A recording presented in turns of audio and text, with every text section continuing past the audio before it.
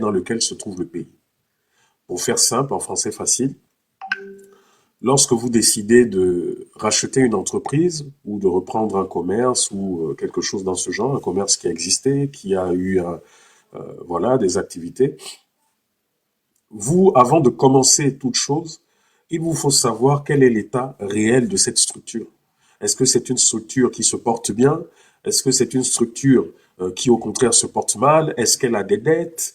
Hein? Donc, l'audit, appelé ici task force, est ce mécanisme euh, qui vous permet véritablement de savoir où vous mettez les pieds. Avant toute chose, hein, avant de commencer à parler de la task force, j'aimerais d'abord revenir sur un épisode qui ne trompe personne. J'aimerais revenir sur ce que nous vivons depuis un moment, à savoir l'affaire Harold Leka.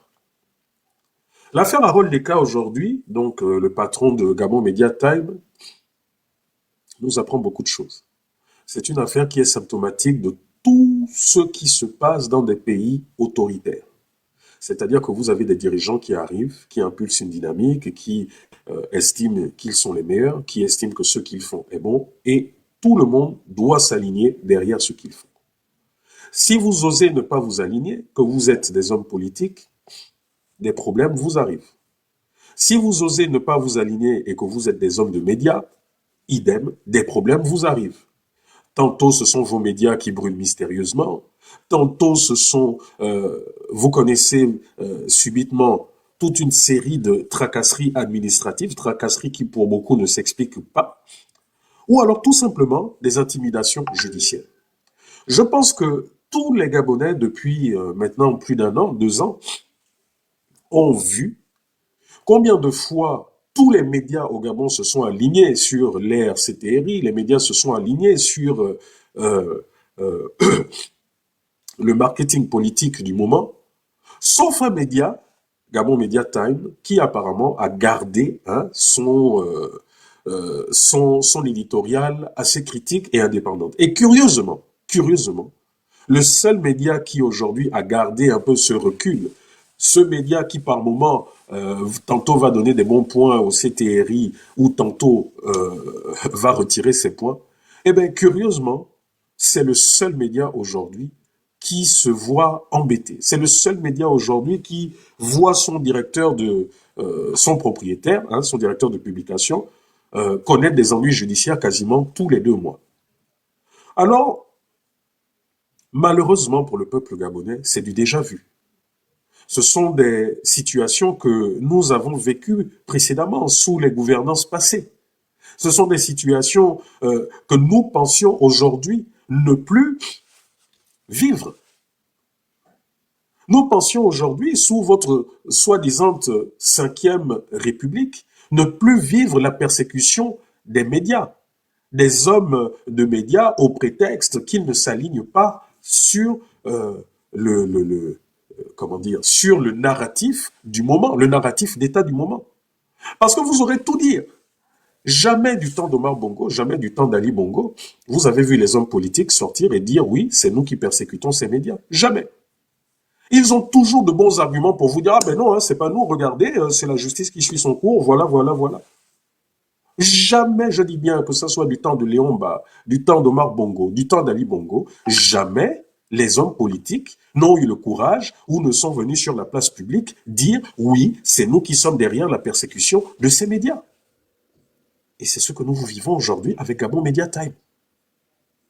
Depuis le début de cette transition, vous pouvez me dire combien de médias ont connu les problèmes que vivent aujourd'hui Gabon Media Time. Parce qu'ils ont un narratif qui est totalement différent du narratif que vous suivez. Lorsque nous étions à l'époque d'Omar Bongo, vous mettiez la RTG chaîne 1 à l'époque, c'était toujours les félicitations à n'en plus finir de Omar Bongo, d'Eladj Omar Bongo, d'Albert Bernard. Vous mettiez les mêmes chaînes sous Ali Bongo, c'était toujours les satisfactions d'Ali Bongo et de toute sa suite. Aujourd'hui, vous mettez Gabon Première, vous mettez Gabon 24, nous sommes encore et toujours dans les satisfactions éternelles. de la politique en place, du guide suprême, de ceci et de cela. La seule voix dissonante aujourd'hui que nous avons, ce n'est même pas TV+, TV+, qui a dû s'aligner aussi sur l'éditorial gouvernemental. La seule voix dissonante que nous avons aujourd'hui, c'est Gabon Media Time, qui arrive aujourd'hui à nous fournir des enquêtes de terrain, à nous fournir des images, ou même lorsque le gouvernement veut y sortir pour dire non, ce sont des histoires, mais au moins on voit le travail journalistique qui est fait. Et aujourd'hui, voilà ce qui est reproché à M. Harold Leka et à toute son équipe. Ne vous y trompez pas, c'est une méthode éprouvée. C'est toujours de la sorte que le pouvoir a intimidé les journalistes.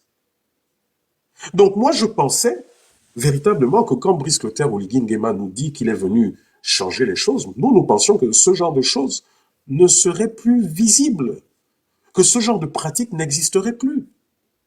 Vous savez, j'ai coutume de dire que s'il y a une opposition, s'il y a des lanceurs d'alerte, s'il y a des activistes, mais c'est parce qu'il y a un terrain fertile qui permet aux lanceurs d'alerte d'exister. Si jusqu'aujourd'hui nous faisons des lives parce que on nous envoie des documents montrant la gabegie financière et autres, mais c'est parce que vous laissez le terrain à tout ça. Si vous êtes trop fâché contre Gabon Media Time à cause de leur reportage, mais faites correctement les choses. Montrez main blanche dans votre politique. Donc, voilà quelqu'un qui est parti du Gabon pour des raisons professionnelles, qui est venu ici en France, qui, derrière lui, aurait reçu, je ne sais pas, une convocation. Il l'a reçu, ou du moins ses proches ont annoncé aux autorités gabonaises qu'il n'est pas sur le territoire, qu'il va rentrer d'ici le 15, son avocat, que ce n'est pas un bandit. Que je sache, toutes les fois où Harold Leka a été persécuté par le pouvoir, toutes les fois où il a reçu des convocations, mais il a toujours déféré à ces convocations. Il n'a jamais pris la poudre d'escampette comme un malheureux brigand ou je ne sais trop quoi. Donc, expliquez-nous un peu, c'était quoi l'utilité de faire tout ce cinéma? Quelqu'un vous a dit, bon, écoutez, j'ai appris par mon avocat que bon, voilà, il y a une convocation de moi, mais là, présentement, je ne suis pas là. Je suis en France pour des raisons professionnelles. Je rentre le 15 ou le 16 ou je ne sais plus. Et effectivement, c'est ce que la personne fait. Elle reprend son avion. Elle aurait très bien pu rester en France. Oh, bon, on me persécute, je suis en exil. Mais elle reprend son avion, serein, et elle vient au Gabon. Dites-moi, où était la nécessité de faire tout le cinéma que vous avez fait avec la DGR, venir l'arrêter comme un malpropre? Dites-moi un peu. Mais je vais vous le dire. Vous aviez besoin de faire ce cinéma parce que ça rentre dans le schéma habituel d'intimidation des voix dissonantes. Il faut montrer l'exemple. Il faut montrer que comme vous ne vous alignez pas, eh bien, on va vous aligner par la force. Et ça commence par les intimidations. Ça commence par tout ce cinéma. Avez-vous besoin de ça? Vous pensez peut-être qu'en faisant ça, vous intimidez, vous montrez vos muscles, mais la réalité, c'est que vous montrez votre faiblesse. Votre faiblesse, c'est que vous ne supportez pas qu'on vous critique. Vous ne supportez pas qu'on mette le doigt là où ça fait mal. Et plus vous allez vous comporter comme ça, mais plus les gens sortiront. Monsieur Brice Clotaire Oligui Nguema et toute votre suite, dites-moi un peu. Nous allons faire un petit cours d'histoire, un petit rappel. Depuis Léon Mba, depuis Omar Bongo, dites-moi, depuis qu'il y a des intimidations, des assassinats politiques, des tortors, dites-moi un peu, depuis quand ceux qui s'opposaient à ces régimes ont fermé la bouche? Dites-moi. Vous avez emprisonné les Oyonaba, les Luc Bangonossi pendant 7-8 ans. Ont-ils fermé leur bouche? Vous avez assassiné les Germain Mba, les Renjambé.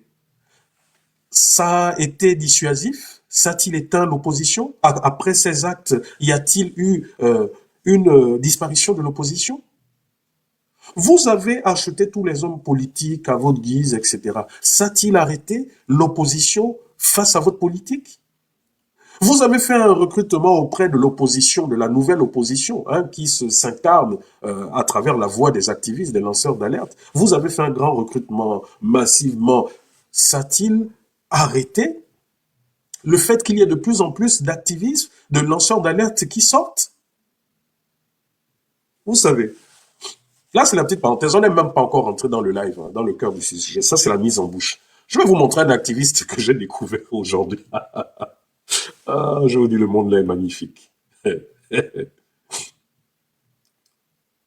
C'est un activiste, hein. C'est un activiste. Je ne vais pas donner le nom, vous allez le reconnaître. C'est quelqu'un qui, il n'y a pas longtemps, nous a insultés. Tous. Oh, vous êtes comme ci, vous êtes ça, vous êtes machin, hein, vous les activistes de la faim, machin, vous faites quoi d'ailleurs, vous êtes en France, etc., etc. On m'a tagué aujourd'hui. Oh, Rekula, regarde. Quand j'ai regardé, je ne savais pas s'il fallait rire, s'il fallait compatir. Parce que vous savez,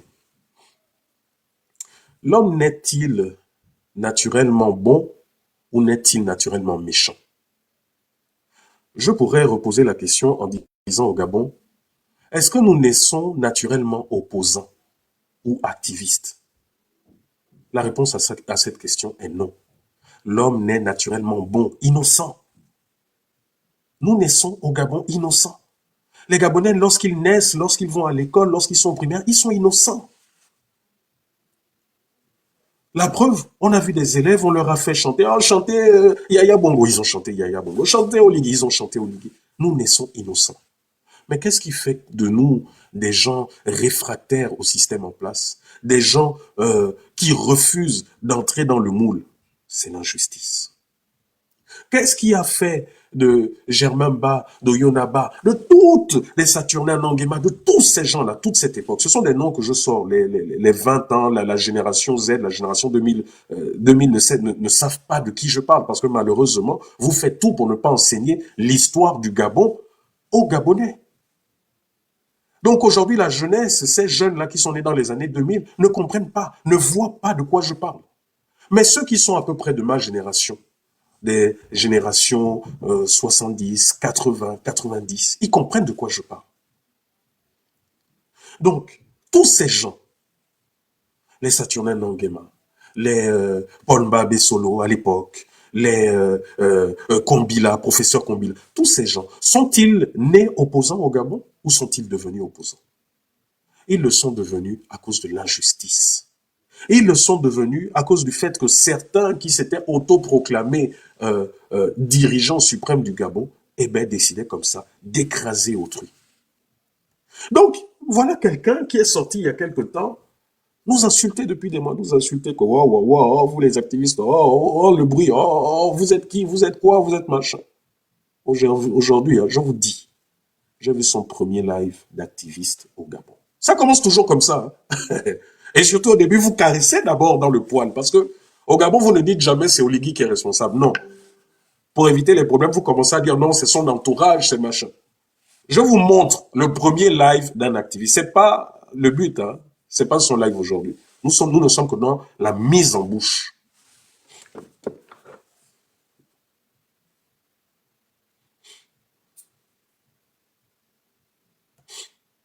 Mesdames, bonsoir.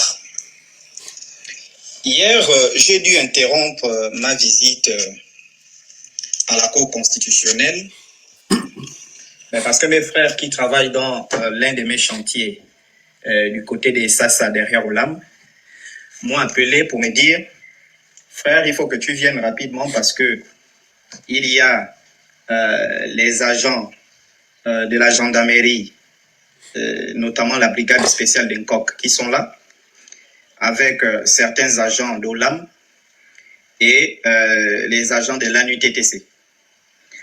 Alors, ils sont venus pour menacer les populations qui habitent derrière. Cette vidéo est une interpellation d'individus qui veulent ternir. Je pense que c'est un groupuscule appelé que ces gens n'ont pas été envoyés par le président de la République. Je pense que c'est un groupuscule d'individus qui veulent ternir des individus, je dis bien sûr, hein, le groupe qui veut ternir et les individus qui veulent ternir l'image du président de la République. Et donc, cette vidéo est une interpellation à l'endroit du chef de l'État pour dire au chef de l'État que les habitants qui sont derrière Olam, les habitations qui ont été construites derrière Olam, Comme je vous ai dit, ce n'est pas le but. Je vais vous faire rapidement le petit résumé. Il nous informe dans cette vidéo qu'il était, je crois, en rendez-vous à la Cour constitutionnelle, qu'il a dû écouter son rendez-vous parce que ces travailleurs l'ont appelé parce que des gens sont venus leur donner 24 heures pour quitter les lieux parce qu'ils vont venir raser, tout détruire. Donc, il semblerait que c'est vers Issassa et que là où ils sont, ça appartient à Olam et que dans 24 heures, ils vont venir tout raser. Donc, lui est venu rappeler que comment ça peut appartenir à Olam puisque c'est la terre de nos ancêtres, puisque certains qui sont là depuis nos ancêtres et ont cette terre en héritage. Vous comprenez? Ensuite, il a dit que si jamais ce sont eux, c'est pas aux gendarmes de le faire, bref, il y a la loi, il y a tout un canevas, etc. Ensuite, il a dit que si véritablement c'est pour eux, eh bien, il faudrait qu'ils soient dédommagés afin que eux puissent quitter les lieux, etc., etc. Et ensuite, il dit qu'il fait cette vidéo pour interpeller le chef de l'État parce que, voilà, grosso modo, des gens font du désordre dans son dos. Vous voyez? Vous vous rappelez qu'il n'y a pas longtemps, ce jeune frère a fait une vidéo pour m'insulter, pour dire qu'il n'y a pas d'activisme, que tout ce que nous faisons, c'est de la foutaise, et blablabla, et blablabla. Vous voyez comment les ancêtres parlent. J'ai fait une vidéo où j'ai dit que si son combat, c'est venir combattre ceux qui se battent pour la liberté, les ancêtres vont le lâcher. Vous voyez, ça ne fait même pas 2 semaines. Le voilà qui fait maintenant de l'activisme. C'est lui qui connaît toute la République. Ne pouvait-il pas faire un courrier envoyé à la présidence, à l'ANUTPC, partout, auprès de toutes ces personnes? Avait-il besoin de venir devant les réseaux sociaux, prendre le peuple à témoin, envoyer un message à Brice Clotaire Oligui Nguema, sans s'en rendre compte? Il vient de faire exactement ce que nous faisons et ce que nous dénonçons. Voilà pourquoi vous voyez, beaucoup ne réalisent pas que du jour au lendemain, leur vie peut basculer. Beaucoup ne réalisent pas que tant que la malgouvernance ne les a pas touchés directement, ils ne se sentent pas concernés. Ou, du moins, tant qu'ils vivent, tant qu'ils sont à l'aise dans de bonnes conditions, ils ne peuvent pas comprendre le combat d'autres personnes. Là, il est venu devant les Gabonais, il n'est pas venu parler de faux pasteurs. Il n'est pas venu parler de... Non, il est venu dénoncer une situation que les Gabonais vivent. Et à cause du fait qu'il ait pris sa caméra pour dire ce qu'il a dit, est-ce que vous savez que les gens de la République peuvent décider de finir avec lui en disant non, voilà, tu abuses, tu n'aurais pas dû faire ci, tu n'aurais pas dû faire ça, blablabla, blablabla. Voilà pourquoi on vous dit, vous savez, le combat que nous menons n'est pas un combat qu'il faut prendre à la légère. Il faudrait que la population gabonaise puisse faire l'effort de s'éduquer, puisque les gouvernants ne veulent pas. Comprenez que lorsque vous êtes éduqué, vous êtes déjà en grande partie libéré de vos chaînes. Voilà pourquoi partout, que ce soit en politique, que ce soit dans la religion, on dit que c'est le manque de connaissances qui tue. Quelqu'un peut être là, tomber à côté de moi, il peut faire un petit malaise, il peut faire un malaise. Rien qu'en faisant le bouche à bouche, tu peux sauver cette personne. Mais si tu n'as pas la connaissance, voilà, la personne, elle part devant toi. Tu peux sortir quelqu'un de l'eau qui a repêché, qui est là inconscient, tu vas le sortir, tu te dis, oh, il est mort.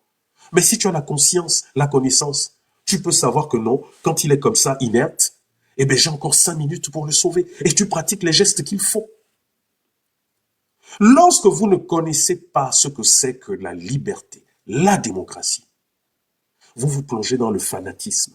Et c'est le fanatisme, l'égoïsme, la cupidité qui fait en sorte que la dictature, l'autocratie s'installe dans un pays. Brice Clotaire Oligui Nguema, en prenant le pouvoir, a dit dans son premier discours que toutes ces choses devaient être balayées d'un revers de la main. La transition, nous avons vu les gens torturés. Nous avons vu des gens assassinés. Nous avons vu les crimes rituels. Nous avons vu toutes les personnes qui étaient censées avoir été mises de côté revenir au pouvoir. Mais vous êtes là, vous, certains partisans émotionnels, vous êtes quand même là à dire que les choses ont changé. Qu'est-ce qui a changé? Voilà Ron Leka, qui est là, persécuté, journaliste. Mais ce qui me désole dans tout ça, c'est que où sont les journalistes gabonais? Où est la corporation des journalistes gabonais? Où est-elle? eh bien, la seule chose qu'ils savent faire, c'est de reprendre un papier. Harold Leka a été arrêté. Allez, tous en font la une et ça s'arrête là. C'est-à-dire qu'ils ne réalisent même plus qu'avant Internet, avant les réseaux sociaux, c'était la presse, c'était les médias conventionnels, c'était eux qui étaient devenus le baromètre des démocraties dans les pays. Est-ce que s'en souviennent-ils? Est-ce que si cette presse décide de ne plus couvrir les activités gouvernementales, quand je parle de presse, je parle de que ce soit la presse privée, la presse publique, si comme ça, ils pouvaient faire preuve de solidarité, mettre en place des actions concrètes, mais il y a longtemps que ces gens ne feraient pas ce qu'ils font. Vous savez, malgré la dictature, malgré tout ce qu'on reproche aux différents, que ce soit à Omar, que ce soit à Ali, est-ce que vous savez qu'ils respectaient fortement la magistrature? Parce que vous savez, la magistrature, c'est un rouage essentiel dans leur politique. Ce ne sont pas les gens au pouvoir qui décident comme ça de juger tel et puis d'envoyer en prison. Non, il faut un simulacre de justice, il faut un simulacre de respect des lois. Et c'est qui? C'est la justice. Ce sont ces gens-là, en touche, qui lorsque, pour leurs intérêts, lorsqu'ils n'avaient pas leur voiture ou leur prime, lorsqu'ils décidaient de taper du poing sur la table, qu'on monte ou qu'on descende, le pouvoir était à genoux. Donc la réalité, c'est qu'en fait, si je donne cet exemple, c'est pour dire que nous avons beaucoup de leviers qui puissent permettre de contraindre les hommes politiques à respecter la loi. Mais malheureusement, les, les, la cupidité, les intérêts personnels font en sorte que tout est biaisé. Donc il faudrait également que vous puissiez nous expliquer. Harold Leka a été arrêté comme un malpropre, comme un voyou. Pourquoi vous aviez besoin de tout ce cinéma? Alors qu'au même moment, des gens qui ont volé, qui ont pillé et qui ont tué circulent librement au Gabon. Pourquoi ce deux mesures? Expliquez-nous. Expliquez-nous. Des gens qui ont fait en sorte que ce pays soit dans l'état dans lequel il est, circulent librement. La semaine dernière, je vous ai montré les conclusions de cette task force, avec des gens qui outrepassent des grades, des gens qui n'ont pas de formation militaire, des gens qui ont détourné des fonds publics, et là on parle à coups de milliards. Ces gens circulent librement. Mais ce sont des personnes comme Harold Leka, pour le simple fait qu'il ne soit pas d'accord avec le pouvoir, ou du moins qu'il fasse son travail de façon impartiale, eh bien c'est lui qui se retrouve en prison arrêté comme un malpropre. Et quand je vais encore sortir pour dire où est votre fameuse société civile, certaines personnes vont déployer leur gosier pour dire Rekula est jaloux, Rekula s'en prend à temps. Mais si ça s'était passé sous Ali, sous Omar Bongo, est-ce que toutes ces personnes seraient silencieuses? Voilà pourquoi je vous dis, arrêtez de faire semblant. Donc ça, c'était pour le cas d'Harold Leka et pour le nouvel activiste Odika Defi, que j'ai découvert aujourd'hui. Nous allons passer au deuxième point de ce live. Depuis le déroulement de la parodie d'élection qui s'est passée, depuis que c'est fini là, eh bien les audios, la toile est infestée, inondée de pleurnichages des uns et des autres, de ceci et de cela. Ce matin très tôt, comme toujours, après avoir suivi l'actualité, j'ouvre mon Facebook, j'ouvre mon WhatsApp, j'ouvre mon TikTok pour regarder rapidement tout ce qui se passe. Bonsoir Hugues. Et là, je tombe sur quelqu'un avec qui j'ai fondé le Copil citoyen, une certaine Justine Lekogo. Un audio qui fait le tour de la toile. Oh non, on ne m'aime pas. On ne m'aime pas dans UDB, on ne m'aime pas dans mon parti, on ne m'aime pas si on dit plein de trucs. Au final, c'est pour comprendre que dans leur guerre fratricide, dans le PDGiste ou quoi, des coups bas ont été faits ou quoi, bref, au second tour, il semblerait qu'au second tour, elle soit passée, mais que la partie adverse a porté plainte donc à la Cour constitutionnelle et que là-bas, il y aurait des preuves sérieuses tendant à montrer qu'il y a eu une grosse fraude et j'en passe. Donc ça se plaignait à travers des audios, à travers des menaces qu'on entend sur ces audios et autres. Donc, vous voyez, ce qui a attiré mon attention dans cet audio de Justine Lekogo et pourquoi je parle d'elle, encore une fois, je tiens toujours à préciser les choses. Vous ne me verrez jamais parler de ces gens, de leur vie privée. Jamais. Ça ne m'intéresse pas. Ça ne m'intéresse pas du tout de parler d'eux. Je vous mets au défi de sortir une vidéo de moi où je parle de la vie privée de ces gens. Ça ne m'intéresse pas. Mais comme ces gens sont devenus des personnalités publiques qui briguent des mandats ou qui ont usé de mandats nationaux, j'ai le droit de donner mon avis sur ce qu'ils font, sur leurs actions et autres. J'ai le droit de donner mon avis parce que quelqu'un qui se dit député ou qui a été élu ou nommé député, c'est quelqu'un qui va manipuler des lois qui vont m'impacter. Eux, depuis le Gabon, disent que vous, Gabonais à l'étranger, vous avez le droit de voter. Donc vous voyez que ce qu'ils font là-bas m'impacte. Vous vous rappelez qu'en 2023, lorsque là-bas au Gabon, ils ont décidé comme ça du jour au lendemain qu'on ne devait pas voter, moi, Rekula, j'ai pris mon bateau de pèlerin et je leur ai rappelé la loi. Je leur ai dit pas question. Je suis allé à l'ambassade du Gabon et vous connaissez tous la suite. Donc c'est pour vous dire aujourd'hui que ceux-là qui, parce que j'ai marché, j'ai cheminé avec des gens et parce que nous nous sommes séparés, parce que nos visions n'étaient plus les mêmes, ceux-là qui pensent que je ne dois plus sortir de ma bouche Geoffroy Fumboula, Justine Lekogo, Marc Ona, Georges Paga, tous ces gens, c'est que vous n'avez encore rien compris. Je parle d'eux, non pas parce que j'ai un problème contre eux, mais parce que nous sommes sur la scène publique, civique, politique. Et que donc les actions qu'ils mènent, j'ai le droit de les critiquer. Si vous estimez que je n'ai pas le droit de critiquer leurs actions, c'est que je n'ai pas aussi le droit de critiquer les actions de Brice Clotaire ou Ligui Nguema. Donc vous avez besoin d'être enseigné. Vous là qui pensez qu'à chaque fois que j'ouvre la bouche concernant ceux avec qui j'ai cheminé, c'est parce que je suis aigri. Vous avez besoin d'être enseigné. Donc, ce qui attire mon attention sur ces fameux audios, c'est que nous avons Justine Lekogo qui nous dit que oui, je sentais qu'il y avait des trucs louches qu'on voulait me faire, mais je suis allé, heureusement, que je suis allé prendre des étudiants et la société civile pour sécuriser mon vote. J'ai dit, ah, c'est quand même curieux ça. Donc,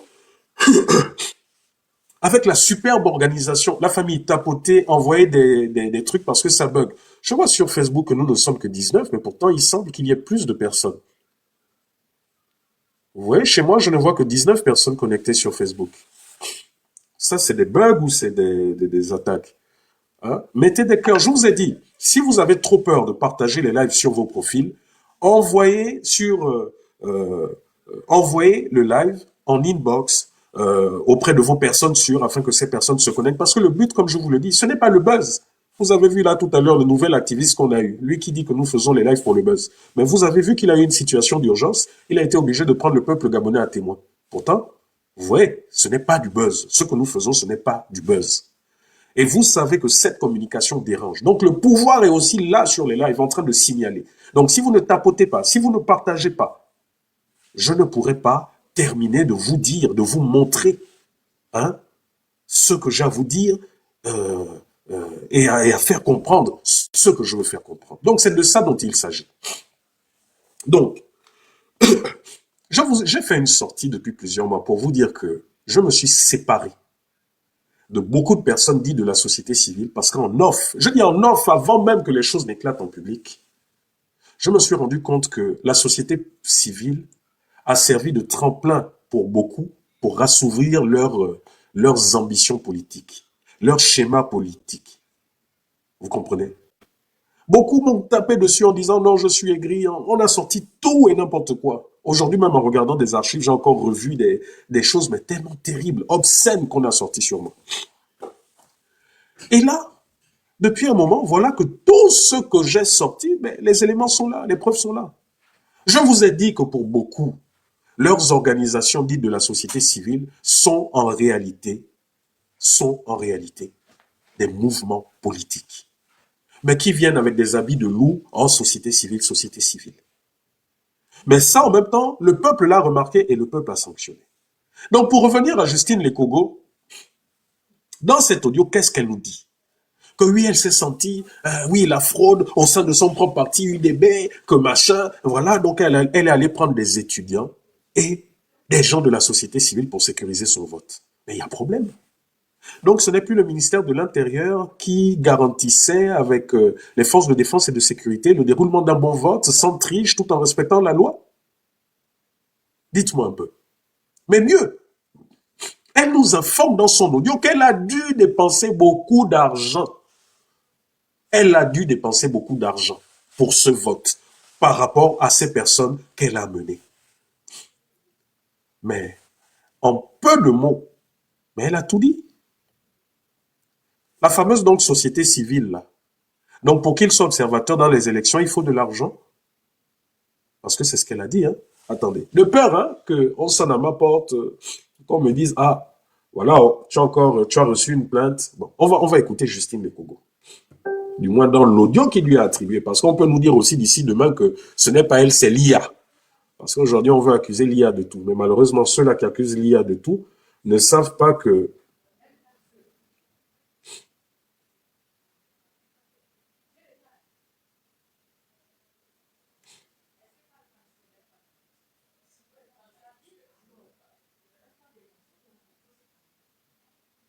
Attendez, hein, je suis en train d'apprendre une information.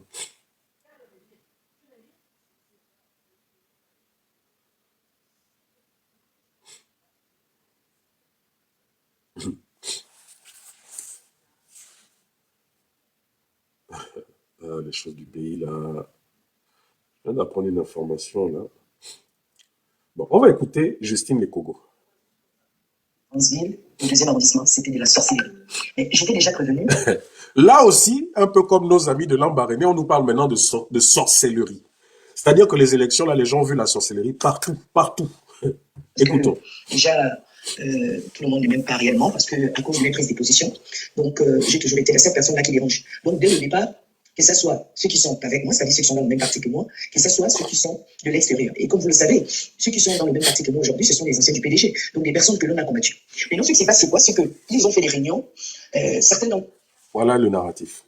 Aujourd'hui, Justine Lekogo dit que ses ennemis, ce sont les PDGistes. Mais pourtant, depuis le début de la transition, elle fait ami, copain avec les PDGistes. Vous avez entendu cette dame-là se plaindre pendant toute la transition des PDGistes. Hein? Cette dame-là a été ministre déléguée sous Ali Bongo. Vous voyez, c'est ça la mauvaise foi. Oligui a ramené tous ces gens. C'est-à-dire faire paraître des gens comme étant des gens qui n'ont rien à se reprocher. Rien à se reprocher. Justine Lekogo a été ministre sous Ali Bongo. Ministre délégué. Hein? Proche des Blaboy. Avant d'être écarté et de rebondir plus tard dans la société civile, parce que moi, je ne la connaissais pas. Hein. C'est Marc Ona qui me l'a présenté le jour où on a créé le COPIL citoyen. Bon, écoutons. De l'UDB, qui ne me soutenait pas, avait des complicités avec les pédégistes, en fait.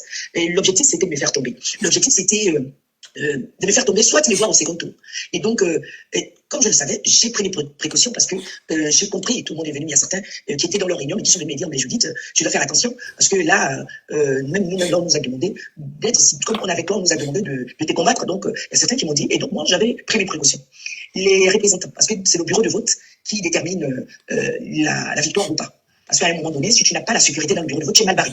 Donc moi, qu'est-ce qui se passe quand je regarde autour de moi? Je me dis, il fallait que je mette en place une stratégie. Donc je mets ma stratégie en place bien avant même que l'on ne descende sur Franzil. Donc j'ai essayé de contacter plusieurs étudiants, plusieurs leaders de la société civile pour voir comment est-ce que je pouvais mettre en place un fonds qui me permet. Vous entendez? Elle dit qu'elle a contacté des étudiants, des leaders de la société civile. C'est qui ces leaders de la société civile? Puisque tous étaient en campagne, tous. Quels sont ces leaders de la société civile? Donc, elle a essayé de les contacter pour mettre en place un fonds. On écoute. Étudiants, plusieurs leaders de la société civile, pour voir comment est-ce autour de moi. Je lui ai dit, il fallait que je mette en place une stratégie. Donc, j'ai mis ma stratégie en place bien avant même que l'on ne descende sur Transil. Donc, j'ai essayé de contacter plusieurs étudiants, plusieurs leaders de la société civile, pour voir comment est-ce que je pouvais mettre en place un fonds qui me permettra de payer ou de m'occuper d'eux pour que ces personnes-là puissent sécuriser mon électorat dans les bureaux de vote. Vous avez entendu? Donc, pour Madame Justine Lekogo, pour sécuriser son électorat dans les bureaux de vote, il fallait qu'elle paye des étudiants et des gens soi-disant de la société civile. Voilà le Gabon, là, voilà vos élections. Grosso modo, ce ne sont pas les compétences, le fait de savoir convaincre les populations qui font de vous que vous soyez élu, mais c'est surtout votre poche. Parce que cette élection n'était pas organisée comme il le fallait. OK? Donc, si vous pensiez que le ministère de l'Intérieur, si vous vous reposez uniquement sur l'organisation du ministère de l'Intérieur, vous êtes totalement à côté. C'est ce que Mme Justine Lekogo nous fait comprendre à travers cet audio. Et c'est ce que nous font comprendre les nombreux audios qui ne font que sortir.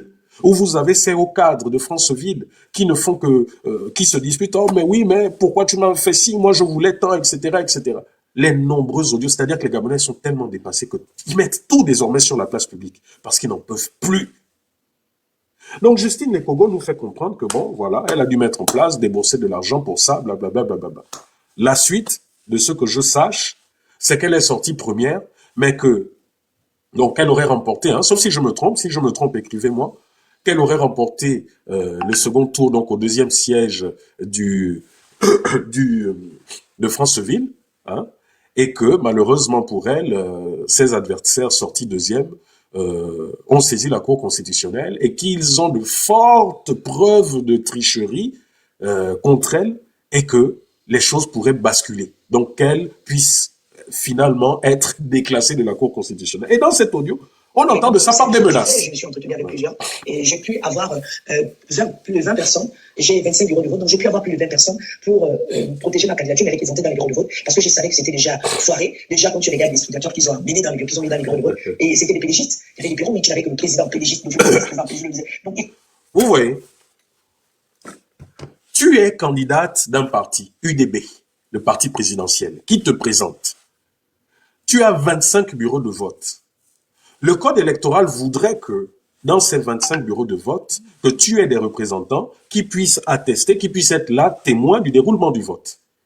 Mais elle ne s'est pas présentée en tant que membre de la société civile. Elle s'est présentée en tant que femme politique appartenant à UDB. Donc je ne comprends pas comment elle, en tant que femme politique se présentant pour l'UDB, n'avait pas 25 représentants de l'union des bâtisseurs dans ses bureaux de vote. Ça, vous ne trouvez quand même pas ça bizarre? Mais curieusement, n'ayant personne, ou je ne sais trop quoi, c'est curieusement une soi-disant société civile qu'elle a dû payer pour aller. Vous savez, moi, hein, en tant que membre de la société civile, toutes les fois où j'allais sur le terrain, même avec elle, on ne m'a jamais payé. Jusqu'aujourd'hui où je vous parle, lorsqu'on me saisit pour tel ou tel problème, lorsque je juge que ce problème est sérieux, que je demande des documents, qu'on me fournisse des documents vrais, je fais le job, je ne demande pas un franc. Parce que j'estime que demander un franc pour pouvoir dénoncer un fait, c'est de la corruption. Mais là, on nous parle de société civile dont il faudrait de l'argent pour qu'ils puissent... je ne sais pas si vous comprenez. En peu de mots, ces gens disent beaucoup de choses. On continue. Il fallait avoir des personnes de pointe comme représentants de candidats. Et je n'ai pas voulu avoir des gars du Haut-Ogooué et des femmes du Haut-Ogooué. Je me suis dit qu'il fallait que j'ai des gens qui reviennent d'ailleurs. Donc il n'y avait que des femmes, des poumons, qui étaient mes représentants. J'ai dépensé de l'argent, certes, et il fallait que je protège ça, parce que je ne voulais pas la honte. Donc vous entendez, là encore dans son audio, il y a une notion de tribalisme. Que non, là dans le Haut-Ogooué, si c'est les Téké, si c'est les Obamba, machin, non, là il faut des gars fins, il faut des gars pour nous, etc. N'est-ce pas tout ce que nous dénonçons depuis? N'est-ce pas tout ce que nous dénonçons depuis et que ces gens-là sortent pour dire, voilà, nous racontons des histoires, nous sommes des aigris, nous sommes payés pour raconter n'importe quoi? Voilà pourquoi les lives que nous faisons, ce sont des masterclass. Nous vous demandons de les partager afin que les Gabonais puissent voir. Vous comprenez? Afin que les Gabonais puissent écouter et que les écailles puissent tomber des yeux. Parce que pour être totalement délivré d'un système, il faudrait d'abord voir ce système. Mais si vous ne comprenez même pas, vous entendez tout simplement le système, mais vous ne comprenez pas c'est quoi le système, vous serez toujours dedans. Et on va toujours vous manipuler comme ça.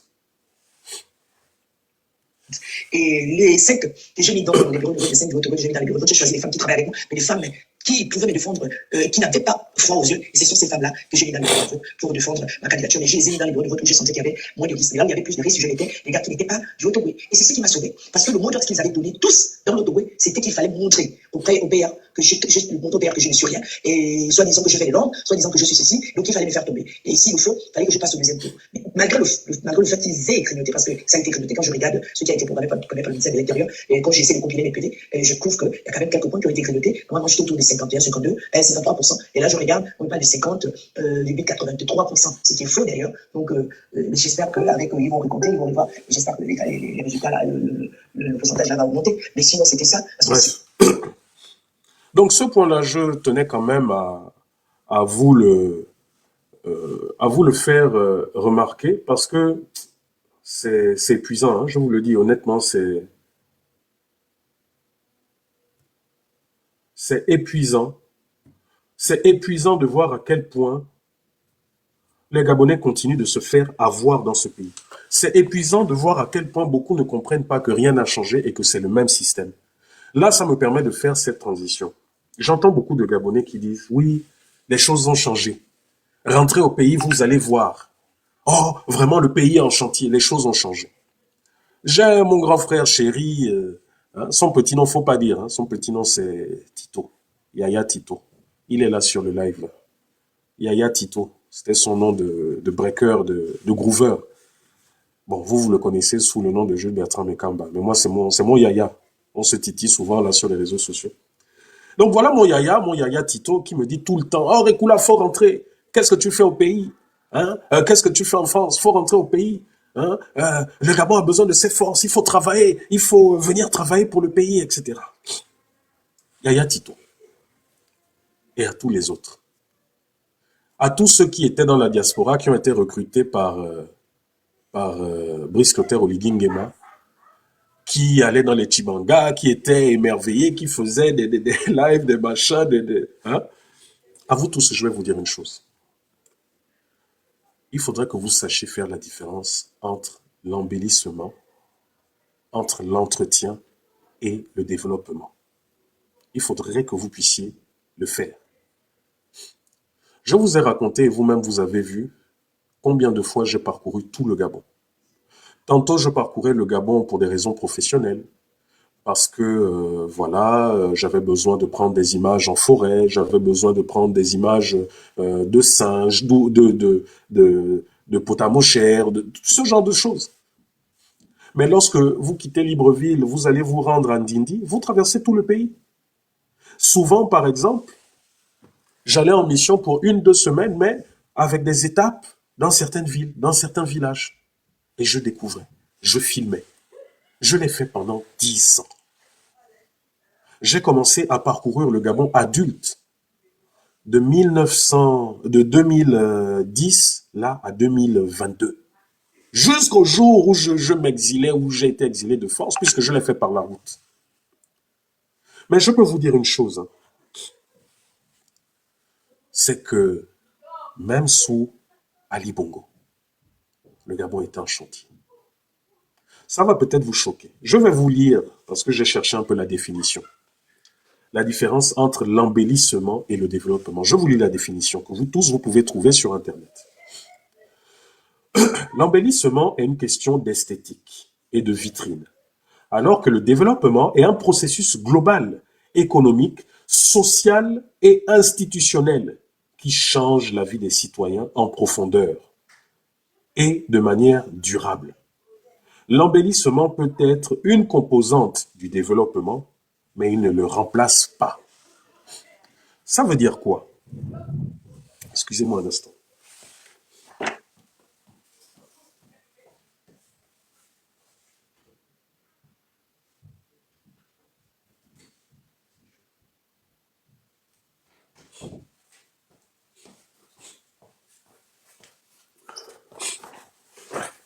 Donc, je vous explique, hein. Parce qu'en fait, ils sont nombreux là.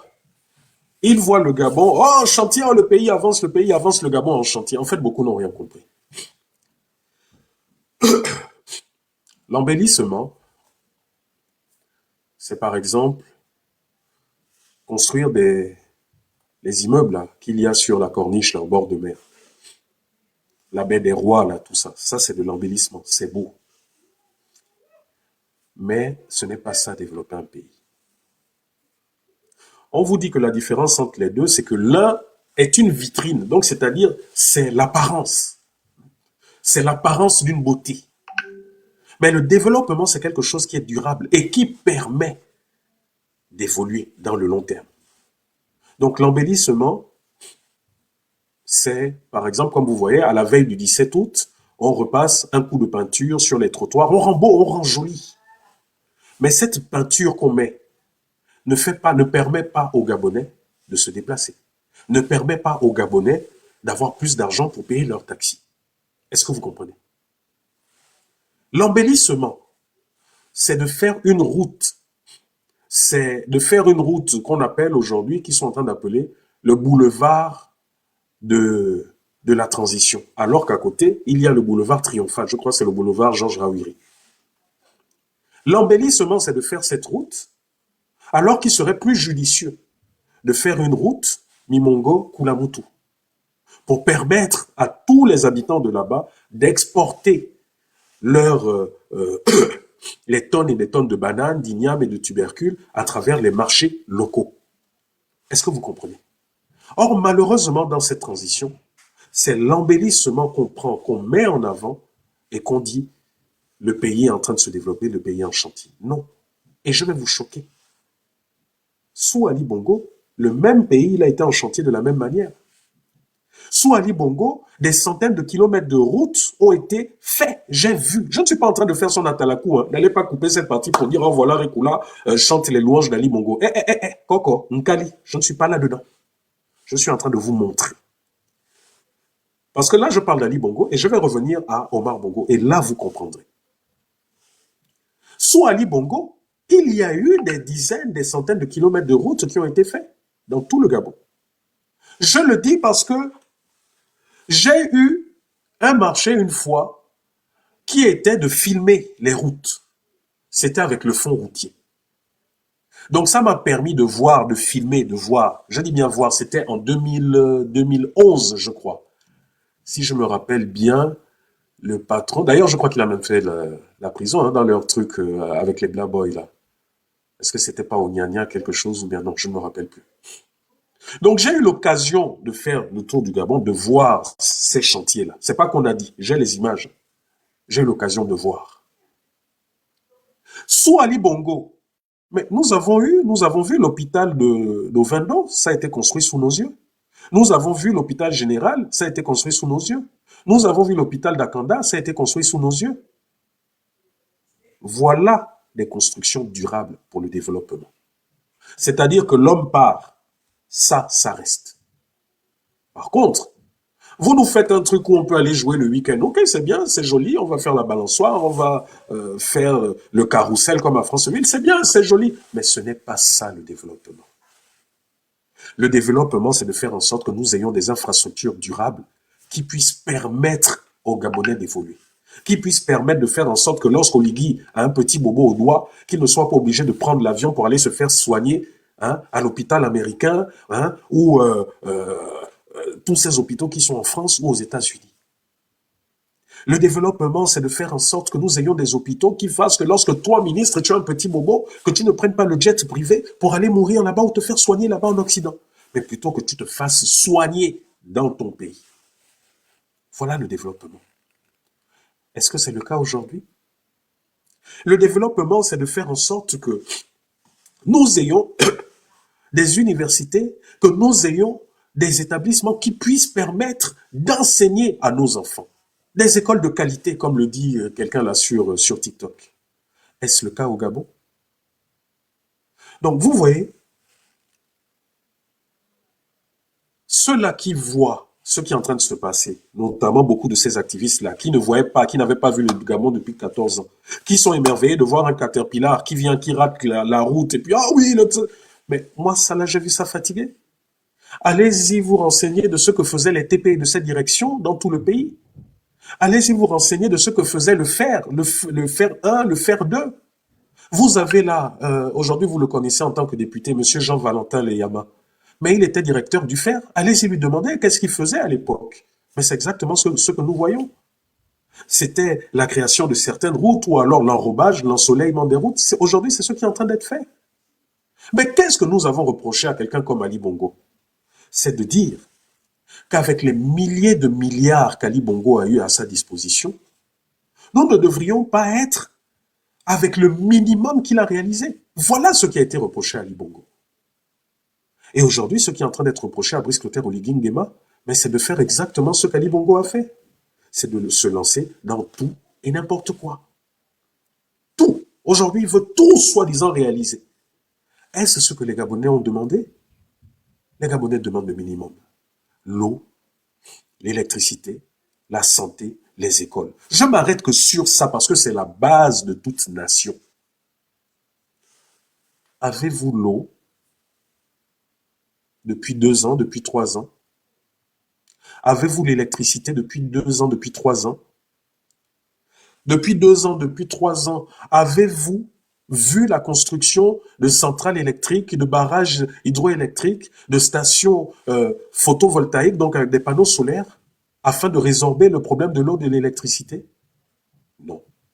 Ce que vous avez vu, c'est qu'on vous a amené encore des solutions temporaires et qui coûtent extrêmement cher au Gabon.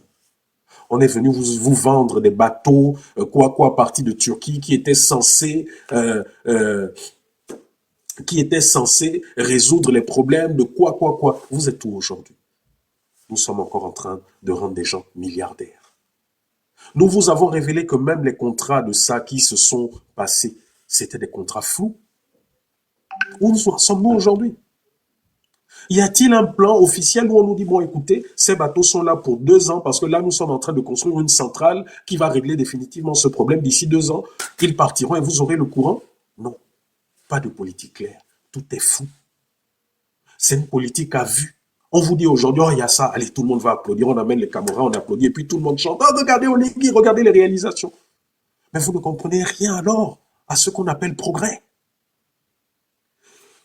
Côté santé, avez-vous les infrastructures aujourd'hui? Qu'est-ce qui est écrit? Lis, tu es très maboule. Il y a quoi? C'est quoi? C'est des insultes. Si ce sont des insultes, s'il vous plaît, les modos, bloquez ceux qui insultent, hein, parce que je ne vois pas. Je ne vois pas. Si c'est des insultes, vous bloquez. Je n'ai pas de mal à ce que des personnes opposées à moi veuillent prendre la parole, mais si c'est pour les insultes, les machins, non, on zappe direct. On zappe direct. Voilà. Donc, est-ce ça le développement? Dites-moi.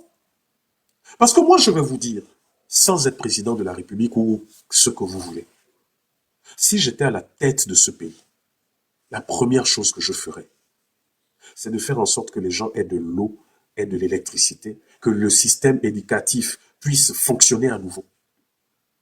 Voilà la priorité. Voilà la priorité. Je ne me serais pas lancé dans 1001 projets où j'aurais été obligé d'emprunter des milliards et des milliards pour quel résultat? Zéro. Et au même moment, eux, lorsqu'ils ont un petit bobo, lorsqu'ils sont malades, ils prennent l'avion, ils viennent se soigner en France. Mais vous, l'hôpital général, vous arrivez, toujours pas de médicaments. Vous arrivez, non seulement on vous dit, oh, le médecin n'est pas là. Dans chaque spécialité, le médecin vous dit non, il ne reçoit que 10 ou 15 personnes par jour. Mais on vous dit que c'est l'hôpital qui est censé gérer la capitale.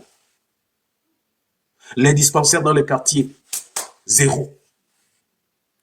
Pourtant, la priorité aurait été de faire en sorte que ces dispensaires-là soient comme des cliniques, parce que les dispensaires, en réalité, ce sont des cliniques publiques.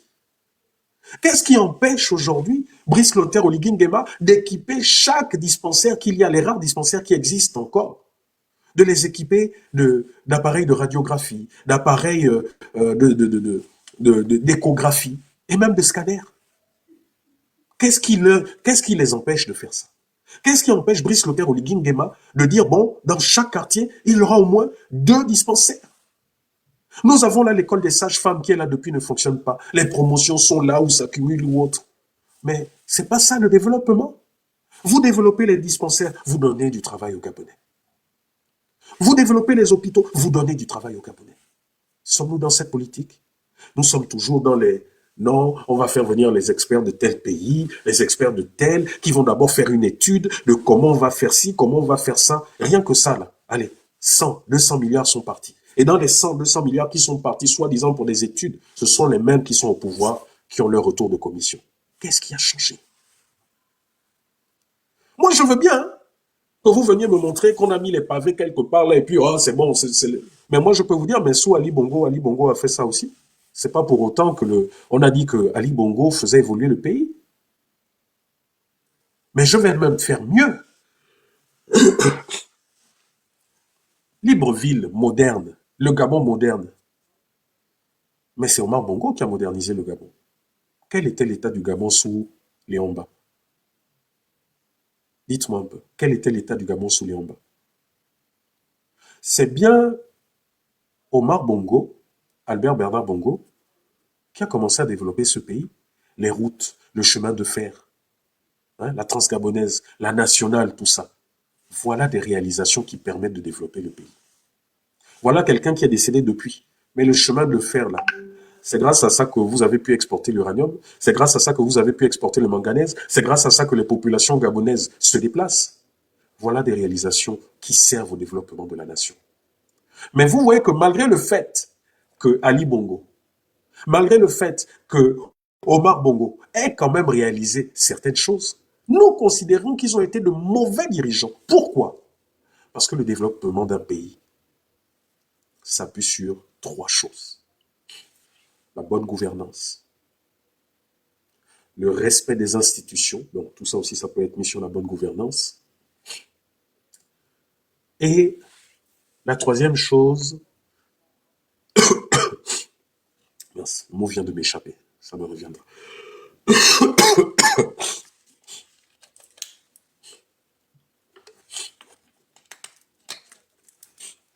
Excusez-moi. Le développement d'un pays. On ne peut pas prétendre développer un pays sans respecter et développer la démocratie. Ce n'est pas possible. Vous ne pouvez pas développer un pays, vous faire appeler bâtisseur ou je ne sais trop quoi, sans le respect de la démocratie. Omar Bongo était un bâtisseur. Hein? Retenez bien, hein? N'allez pas prendre les parties là où je parle pour dire que voilà, aujourd'hui je fais la talakou d'Omar Bongo. Pour moi, c'est un criminel au même niveau que son fils Ali Bongo. Ce sont des criminels. Mais quand même, quand il y a eu un minimum, il faut quand même dire que oui, il y a eu ce minimum. Mais ce minimum nous permet aujourd'hui d'expliquer ce qui se passe. Omar Bongo, quand je suis allé au Gabon, hein, je vous avais expliqué, au sortir du dialogue, il y a un monsieur qui vendait un livre, tout ça. Et puis j'ai acheté ce livre-là.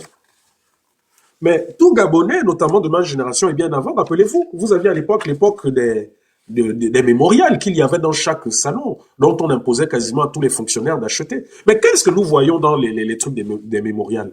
Mais c'était tout simplement le Gabon en construction. Le chemin de fer, les immeubles administratifs, etc., etc., le port, les différents ports en eau profonde, le port en eau profonde au vin d'eau, hein, etc. Hein, vous avez tous ces hommes politiques-là. Hein. Mais, dites-moi un peu. Hein, nous avons tous les constructions de Chimbele, Kingele, hein, le téléphérique à l'époque, tout ça, là, hein, le Gabon qu'ils étaient en train de construire. Dites-moi. Les différents ponts de Kango, ponts de ceci, ponts de cela. Mais malgré ça, ça n'a pas suffi à faire dire qu'Omar Bongo est quelqu'un qui a développé le pays. Parce que tout simplement, oui, d'une certaine manière, il a construit. Mais à côté, qu'est-ce qu'il a fait de la démocratie? Il n'a rien fait de la démocratie. C'est parce qu'il y a eu refus de respect de la démocratie qu'il s'est éternisé au pouvoir, qu'il a pu exécuter des personnes, qu'il a pu détourner des fonds. Parce que quand il y a respect de la démocratie, lorsque vous dites « je veux construire telle route », mais ça se fait de façon claire. Il y a des appels d'offres, tout le monde peut voir, il y a des contre-pouvoirs, la Cour des comptes et autres, qui peuvent dire effectivement tout se passe dans les règles de l'art. Il y a les votes, les élections qui sont respectées. Donc la personne ne peut pas s'éterniser au pouvoir 20, 30 ans, 40 ans, etc. N'est-ce pas ce qui est aujourd'hui en train d'être fait par Brice Clotaire Oligui? Il veut se présenter avec toute sa propagande politique comme étant un bâtisseur, comme étant quelqu'un qui construit le pays. Et à côté de ça, tout ce qu'il fait est flou, louche. Les contrats, on ne sait pas comment les contrats sont attribués aux entreprises. On ne sait pas comment les gens sont choisis. La gouvernance autour de lui est floue. Il ne se passe pas un jour sans qu'on entende des différents scandales de vol par-ci, vol par-là, les gens qu'il nomme, et rien n'est fait. Nous avons des textes de loi qui disent que si tu as volé, tu vas en prison. Mais non. Nous, aujourd'hui, c'est si tu as volé, hein, je te prends, je te mets à côté, et puis je te promeux. La loi gabonaise, est-ce que la loi gabonaise nous a-t-il dit un jour que les voleurs doivent être promus, doivent avoir des fonctions encore supérieures de celles qu'elles avaient? Hein? Dites-moi. C'est cette impunité-là qui fait en sorte que le pays ne puisse pas avancer. C'est cette impunité qui fasse en sorte que les détournements de deniers publics ont de beaux jours. Brice Lothaire Oligui Nguema est venu, il a refusé de mettre les pédégistes au pas. Parce que tout simplement, comme il a dit, ce sont ses amis. Il a toujours été avec eux, il a grandi avec eux, ce sont eux qui ont fait de lui ce qu'il est. Ce sont eux qui l'ont mis à côté d'Omar Bongo, Idriss Ngari, tout ça qui l'ont mis à côté d'Omar Bongo. Il leur est redevable. Comment voulez-vous que Brice Lothaire Oligui Nguema puisse dire à Henri-Claude Ohima, bon, je te fais asseoir parce que voilà ce que tu as fait. Alors que pendant des années, les Ohima, c'était leur dieu, leur supérieur avec Ngari. Comment voulez-vous que le pays puisse avancer, se développer, s'il règne continuellement un climat de terreur, un climat de vol? C'est pas le même Brice Clotaire Oligui Nguema qui est venu devant les Gabonais pour dire que plus de 70% des marchés publics gabonais l'ont été attribués de façon frauduleuse? Dites-moi un peu. C'est Brice Clotaire Oligui Nguema qui l'a dit, c'est un activiste.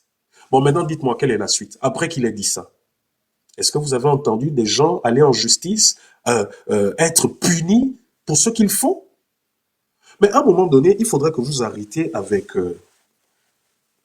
il faudrait, monsieur Brice Clotaire Oligui Nguema, que vous arrêtiez de jouer avec l'intelligence des Gabonais. Un coup, vous dites, oui, vous êtes venu pour rétablir la justice. Un coup, vous dites que non, vous n'êtes pas là pour faire une chasse aux sorcières. C'est pas ce que les Gabonais ont demandé. Les Gabonais ont demandé le respect de la loi. Quand des personnalités politiques commenceront à aller en prison, vous verrez que la corruption commencera à diminuer. Mais tant que ces personnalités politiques sauront que je peux voler 1 milliard, je peux voler 10 milliards, mettre ça en sécurité, et puis quand on va m'attraper, je vais mouiller, donner des pots de vin aux juges, aux magistrats et jusqu'à la présidence de la République, mais nous serons toujours dans cette continuité. Nous serons toujours dans cette continuité. Brice Clotaire Oligui Nguema est venu, il a reconduit les pédégistes qui étaient là. Qu'est-ce que nous n'avons pas vu? Des tournements de fonds à la GOC, des tournements par-ci, des tournements par-là. Vous avez vu ces gens aller en prison? Moi-même, je vous ai révélé des scandales, des vols qu'il y a eu au trésor public. Vous avez vu le gouvernement, vous avez vu la sécurité, le ministère de la Justice bouger le petit doigt? Vous les avez vus bouger le petit doigt? Ou bien mieux, vous les avez vus venir me porter plainte pour diffamation quand je raconte des histoires? Parce qu'ils savent ce que je détiens. Et ils ont vu que ce que j'ai rendu public n'est même pas le 1% de tout ce que j'ai. Donc, vous qui êtes là toujours, oh, vous êtes jaloux. Oligui Nguema n'a que 3 ans. Oligui Nguema ceci, Oligui Nguema cela. Mais Oligui Nguema est en train de trahir le peuple gabonais. Il est en train de trahir le peuple gabonais. Il a dit qu'il est venu pour rétablir l'ordre. Le rétablissement de l'ordre, c'est le rétablissement de la loi, de la justice.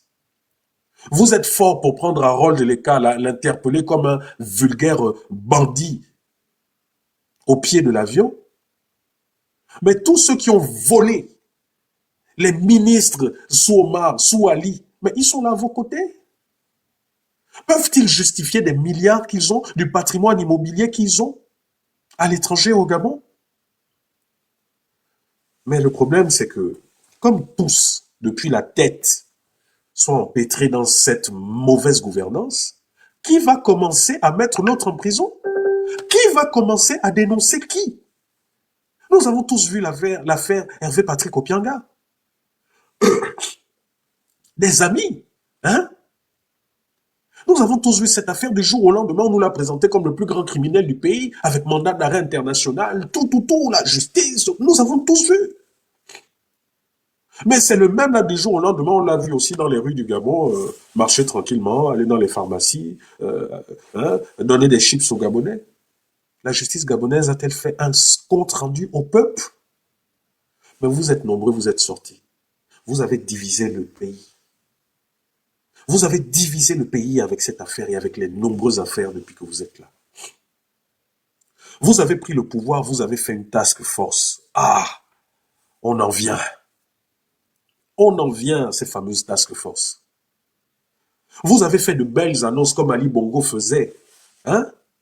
Ali Bongo faisait de très belles annonces. Et même Omar Bongo, allez-y voir les premiers discours d'Omar Bongo. Quand vous écoutez les premiers discours d'Omar Bongo, d'Ali Bongo, vous dites, ah oui, là le Gabon a un président de taille, ah oui, là ce pays va décoller. Moi, je vous le dis, président de la République, vous verrez, nous avons suffisamment d'argent pour construire 5 000 logements par an. Moi, président, vous verrez, gna gna gna gna gna gna gna gna. On est où aujourd'hui? La corruption a fait son chemin. Depuis la tête. Depuis Ali lui-même, avec tout le reste. Qu'est-ce qui n'est pas en train de se reproduire aujourd'hui? Ne voyons-nous pas aujourd'hui comment le Gabon est en train de s'endetter massivement et on ne voit toujours pas le Gabon décoller? On ne voit toujours pas parce que la réalité est que qu'on aime Ali Bongo, qu'on déteste ou qu'on déteste pas, criminel ou